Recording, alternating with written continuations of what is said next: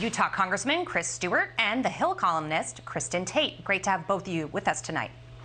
Great to be with you. Let's go ahead and kick off the discussion here. I want to watch this flashback with you. Then candidate Joe Biden blaming food shortages under Trump in 2020 on lack of leadership. We don't have a food shortage problem.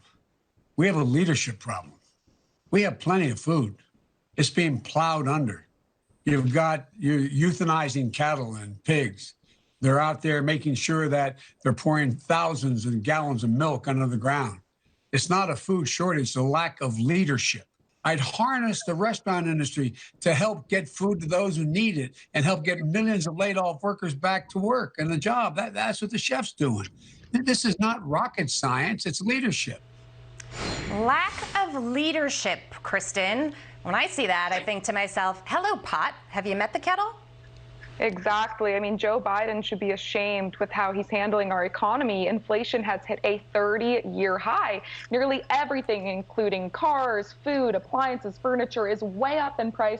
Prices are also surging on heating oil and natural gas to the point where the government's telling Americans they can expect to see their heating bills jump as much as 54% this winter.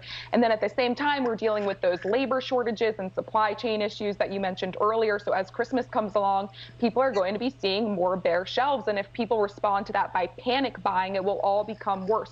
And this is all not the result of COVID. This is the result of the federal government taking actions using COVID as an excuse. It's the reckless spending, the out-of-control money printing, and policies that incentivize people not to work. And now we have President Biden pushing to spend another $3.5 trillion. That will just further push us toward a full-blown recession. And when that day comes, it's going to be very dark. So you make so many good points there, because when I hear that soundbite from Jason Furman talking to Bill Hemmer, and he's saying it's the spending, stupid, that's what's driving the prices up. No, Jason, it's not. It's the government spending. It's not consumer spending, okay? It's not that people are getting out there and trying to revive the economy. It's the government spending. It's the printing of money. It's the fact that we have supply chain problems. It's the fact that we have a labor shortage. Congressman, what do you tell your constituents? That the world's gone crazy, and that, like a lot of things, that this administration just doesn't make any sense. And let's use the quote you just talked about.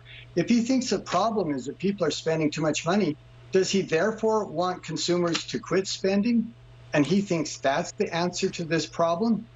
It's clearly, as has been indicated already by both of you, it's the debt, it's the spending, it's the government spending, it's the Federal Reserve. But I got to go back to this quote by the White House Chief of Staff, because I just think it's so remarkable.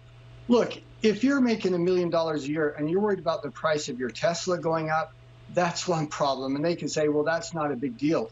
But if you're a working family, if you're like my children, young families just starting out, if you're an inner city single mom who's already dealing with chaos around her, the price of milk goes to $6 a gallon, that's a big problem to you.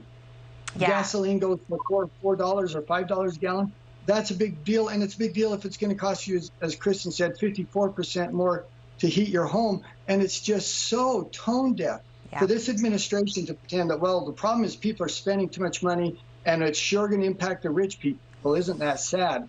Oh my gosh, could they have come up with a worse message for this than that? I think tone deaf really is the perfect phrase to describe it. Kristin, we had sound bites last night from people filling up at the gas station, and we are not talking about the millionaire in the Tesla or Jeff Bezos, who isn't going to realize if he paid $60 a tank or $100 a tank or whatever it is. Real people saying, I couldn't fill my tank up today because I didn't have enough money to do it.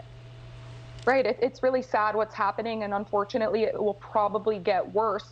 We haven't had hyperinflation in this country since the 1970s under Jimmy Carter. For people who lived through that time, it's kind of a distant memory at this point. For those who didn't, all of these discussions about inflation have kind of been academic up until now. But when hyperinflation sets in, it'll be very bad, especially for the poor, the middle class, and people who are on a fixed income, because these folks will see their savings diminished by hyperinflation, but they still have to put gas in their cars. These people still have to go to the grocery stores and buy food for their families.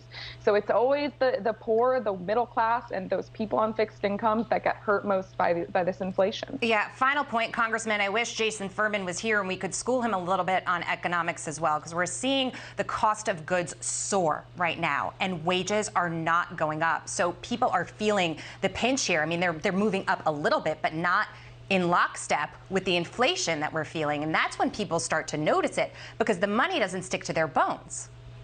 Yeah, and you know, some Democrats aren't so foolish as to believe this nonsense, including Lawrence Summers, who has been really one of the leading Democratic economic thinkers, who has been warning us and warning the Fed for months now, and saying, look, the Fed policy and this additional spending, and by the way, people say it's 3.5 trillion. It's really not.